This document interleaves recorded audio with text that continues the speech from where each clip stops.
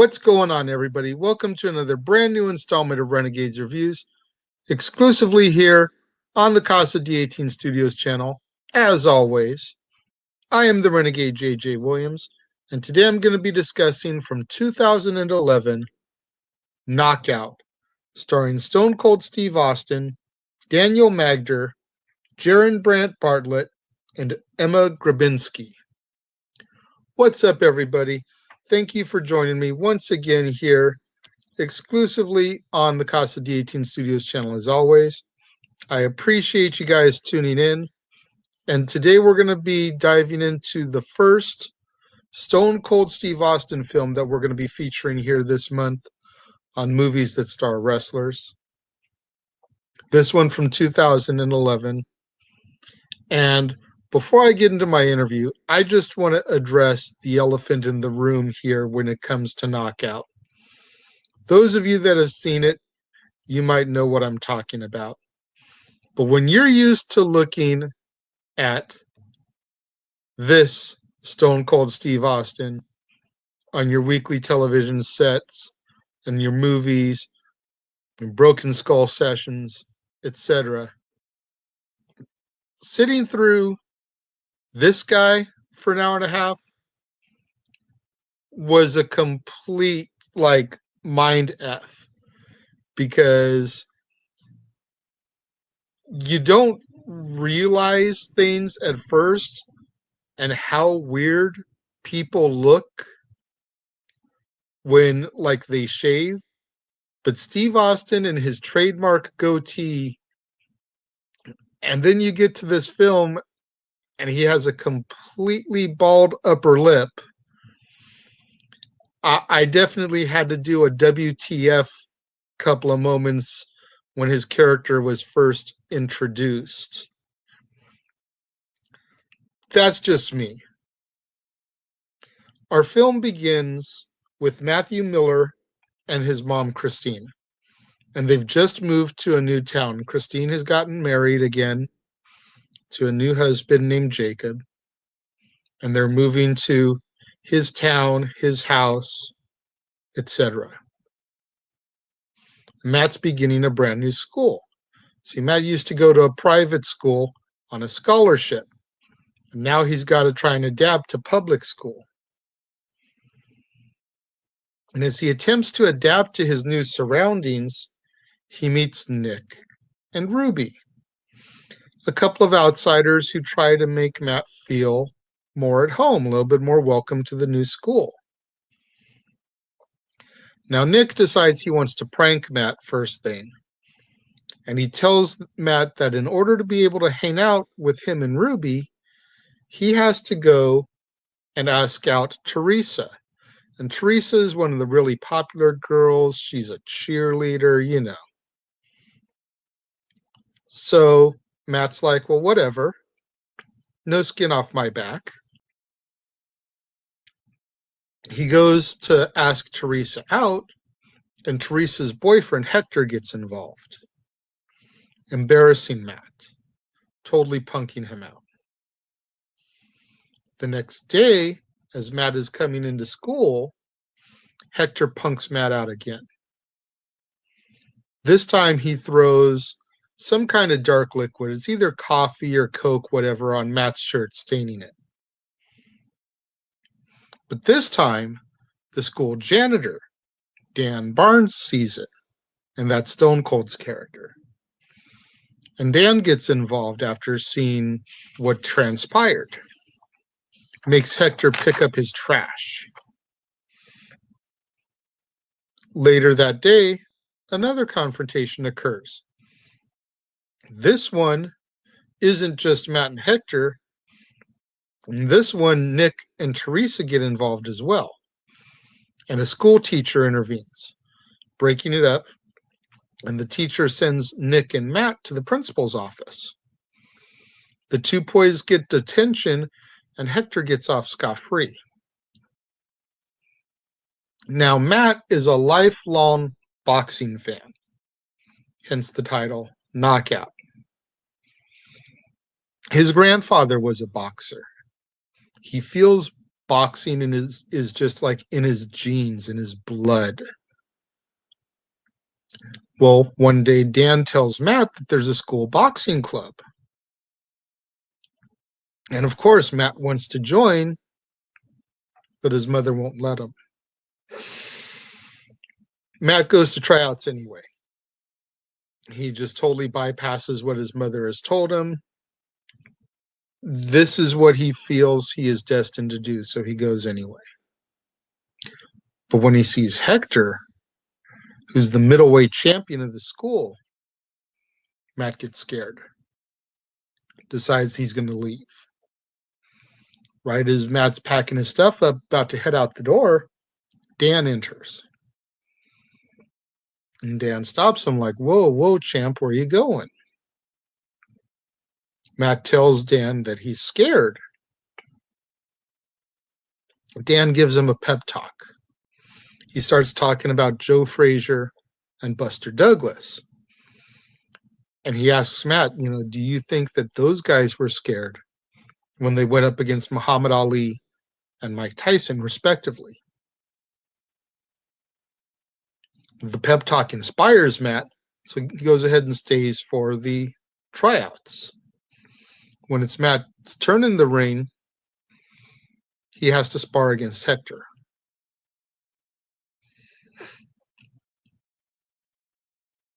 Hector just decimates him, completely owns him post to post the entire time. Like, Matt has no shot. Dan sees the whole thing go down, and he talks to Matt after the fight. Dan opens up to Matt. He tells him, some of the story about himself, how he had aspirations to be a champion in boxing when he was Matt's age. But injuries and bad decisions caught up with Dan, and he was never able to achieve his dream. Matt asks him for some pointers, and Dan shows Matt how to jab. And as he does that, the two begin to form a friendship. Matt asks if he can come back after school and learn some more stuff, and Dan says, sure, no problem. After school, Dan makes Matt run 8 laps. Matt's not conditioned. He almost does 4. And Dan's like, you know what? That's a good attempt for your first day. We'll call it here. They bond a little bit more while they do the running.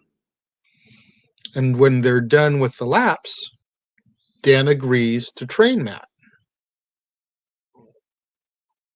So after school, on Monday, Wednesdays, and Fridays, Dan and Matt are going to train. Tuesdays, Thursdays, Saturday, and Sundays, Matt's to be running laps, getting his conditioning done. That's all after school. During school hours, Matt begins to grow closer to Ruby. Ruby even shows Matt some of her artwork, including a drawing of him that she did. Well, one day, Hector tricks Matt into going back to the gymnasium, telling him there's a special tryout for some alternate spots. Again, Matt wants to make this team, so he goes to the gym. When he gets there, there's no coach. It's just Hector and some of his friends. Once Matt gets into the ring, once again, Hector just has his way with Matt, beating him up pretty badly. Dan shows up, and he sees what's going on. He stops the fight. Hector starts to mouth off at Dan, and Dan grabs him in a choke to pull him off. The boxing coach intervenes, and the whole thing breaks up. Everyone goes their separate ways. The next day, the boxing coach approaches Dan and mocks him for training Matt. Dan challenges the coach right there. Make the fight, Matt versus Hector. Official 3 rounds, 3-minute rounds, in what's called the box-off. Now, the box-off is a special event that's held every year at the school where the people that want to make the team go toe-to-toe with the champions. And there's only a couple of spots available on the team each year for alternates. So you've got to defeat the champ to get on the team. Dan's got so much faith in his boy that makes the challenge. The coach agrees. Dan ends up finding Matt in the library studying, and he tells Matt that he needs to start training harder for his upcoming match. Now, Matt is understandably concerned here about it after the way that Hector pummeled him in the previous fight. However, before he can compete, he must get a waiver signed by his parents. Well, remember, Matt's mom doesn't want him doing this.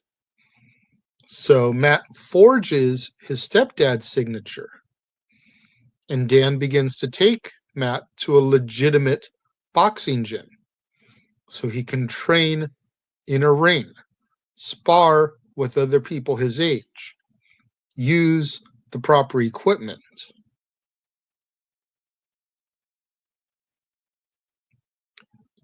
Later on, Matt and Ruby go out on a date, and they go to a movie. Now, Ruby's parents kind of own this drive-in theater, and so she can pretty much watch whatever movie she wants, whenever she wants, with whomever she wants. So she has Matt come over, and the two of them watch the silent film Metropolis, which is the book that they're reading for their English class. They're going to do a report on it. So the two are watching the movie. They end up getting closer, and they end up sharing a kiss. The next day at school, Matt and Ruby get stopped by Hector and Teresa, and they embarrass the new couple. Matt even talks to Nick and kind of lets it slip to him that him and Ruby kissed, which upsets Ruby, and she begins ignoring him. When Matt returns home from school one day, he's confronted by his parents and the principal regarding the forged permission slip. Now, as a result of the fact that Dan was training Matt, and Matt doesn't have proper permission, and Dan is just a janitor, not a coach or a trainer or anything for the school, Dan ends up getting fired in the whole ordeal. Matt is beyond upset about this. Matt goes and finds Dan on his boat, and he's forced to confront his fears. Dan gives Matt another pep talk, and Matt begins to believe himself again. On the day of the fight, Matt and Ruby make up. Ruby admits that she's been missing Matt. The two share another kiss, Ruby saying that it's for good luck. In the locker room before the fight, Dan shows up and gives Matt some more words of encouragement. As the preliminary fights are going down, Charlie Putman, Matt's grandfather, shows up. Remember, Matt's grandfather was a boxer. So Matt's stepdad put in a phone call to have him come down and check out the fight because his grandson is following in his footsteps. But Matt doesn't know that he's there yet. While watching the preliminary fights, Hector's friend Joe, one of the other champions, gets knocked down during his fight, and his challenger wins. Matt sees this and he's astonished. He realizes what Dan has been telling him about how anything can happen in that ring. All it takes is one punch, and the underdog becomes the champion. So now Matt starts to believe even more that he can actually win this. His confidence is really starting to fill himself. It's Matt's turn to fight Hector. And in the first round, Hector comes out strong. Now, Matt can hear Dan's words of encouragement and his coaching strategies like in his head as he's fighting, telling him what to do, what not to do. Matt's able to get some rally punches in before the end of the bell of the first round, to the point where Hector feels a little embarrassed by the flurry that Matt just came on with, takes a cheap shot at him after the bell.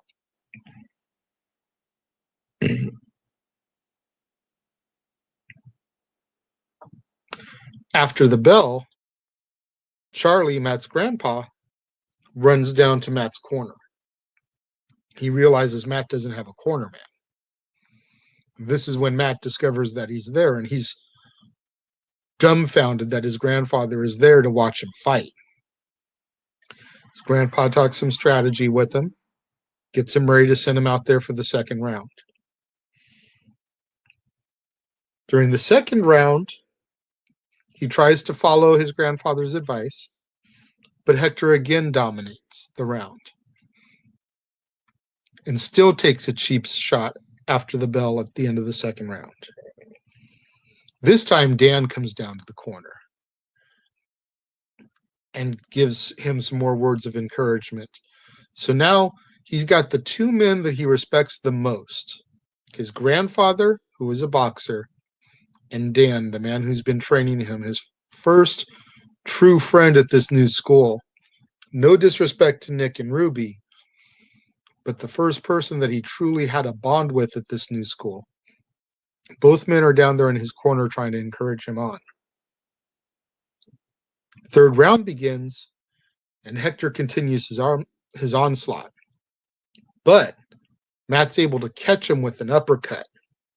Completely knocks Hector down. I believe he's down for about a 7 or an 8 count. But Hector gets back up, shakes it off. He begins to dominate again. But then Matt lands another flurry of punches with a nice cross that connects to Hector's face, and his mouthpiece goes flying off. The round ends, and it goes to the judges for a decision. Hector is declared the winner, 2-1. However, even though he was defeated, Matt earns a spot on the team because Hector is a senior. He's about to graduate. And once Hector leaves, they need someone in that division with some heart that can actually win matches. And the coach, even though he was knocking Matt earlier to Dan, he sees something great in Matt. So goes ahead and gives him a spot on the team. And then, of course, the fact that he went the distance with his bully makes him a winner and champion in the eyes of his friends, his family, and especially Dan and Ruby. Everybody gathers ringside at the end. Stepdad, mom, Matt, grandpa, and Ruby, with Nick taking the little group photo of everybody celebrating after Matt's accomplishment.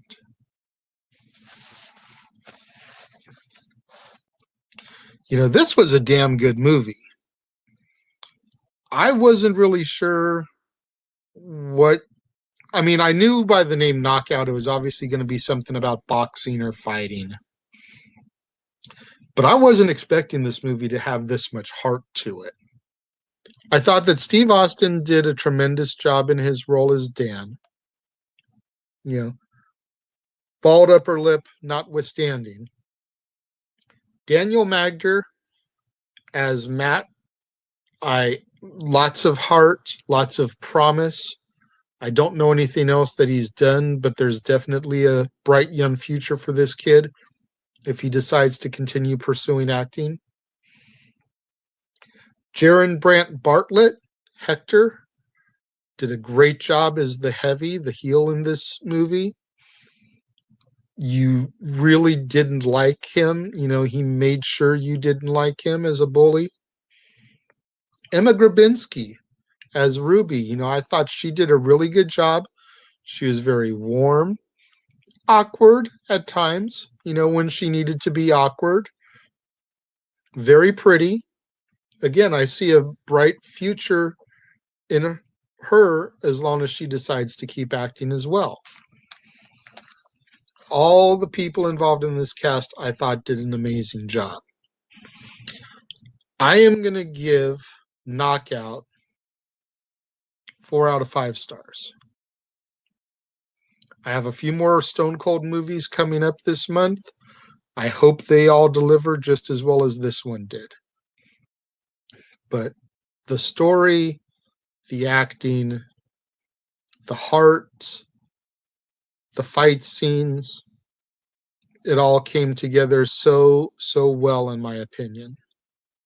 Like I said, I wasn't expecting this movie to have this much heart. I just thought it was going to be your standard fight movie.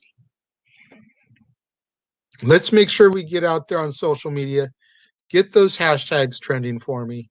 Hashtag Casa D18 Studios, hashtag Renegades Reviews, hashtag Renegade Returns, and of course the ever popular hashtag Shenanigans. We interrupt this episode of Renegades Reviews for an important announcement about merchandising. Merchandising? What's that? Merchandising. Come, I'll show you. Merchandising, where the real money's made. Make sure you go over to teespring.com/stores/Jeff Meacham Network for all the t-shirts you see here from the West Coast professor, Jeff Meacham himself. You can get shirts for the Jeff Meacham Network, Talk Wrestling, as well as the red and gold Meachamania shirts. And while you're there, don't forget to get your shirts of the Casa D18 Studios Brotherhood, the Dads on Wrestling shirt, the Renegade JJ Williams, Statboy Sports Bar, and the hashtag StatBoyApproved shirt. Make sure you go over to teespring.com/stores/Jeff Meacham Network and score your shirts today. Don't forget to get out there. Do what the commercial just told you. Support at teespring.com/stores/Jeff Meacham Network. Get you your merchandise of the Jeff Meacham Network, your Meachamania shirts, Talk Wrestling shirts, etc., as well as your merchandise for the Casa D18 Studios Brotherhood, your Renegade JJ Williams shirt, Statboy Sports Bar, Dad's Not Always on Wrestling, and so much more. Tomorrow, make sure you tune in right here on the Casa D18 Studios channel for a brand new episode of Renegades Reviews, when I will be discussing the classic Hulk Hogan film, Suburban Commando, starring Hulk Hogan, of course, Christopher Lloyd, Shelley Duvall, and a very minor role by the dead man himself, The Undertaker, Mark Calloway. So make sure you're here for that. Thank you guys for watching. Make sure you leave your comments in the comment box below. As always, I will get back to them.